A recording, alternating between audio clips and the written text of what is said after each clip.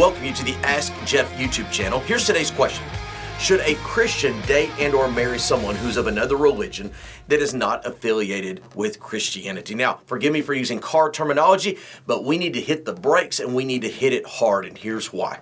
2 Corinthians chapter 6 says, do not be unequally yoked with a non-believer. Now, we typically use that passage to refer to, quote, marriage only, but it really does mean more than that. But here's what it is saying. That to be yoked, in the terminology or the picture is of oxen, that there is this apparatus that where one person goes, the other one necessarily has to go. There's no independent thinking, processing, living, etc. And obviously marriage is that thing which the Bible says the two are one flesh. If that's not yoked, I don't know what is. And the problem is multi-layered here. Is that we're not just dealing with decisions on what house to buy or even how to raise our children. We're talking about eternity here.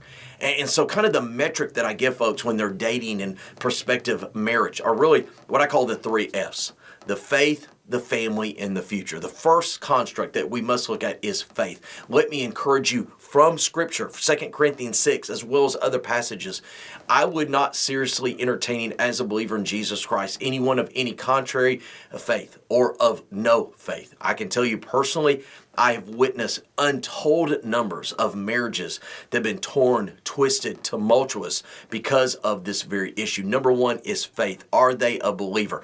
Number 2, family. Do you have the support of those? Because you don't just marry the person, you marry the family. And finally, the future. What are your aspirations, your goals, your desires for life? I think oftentimes we get those 3 F's mixed up.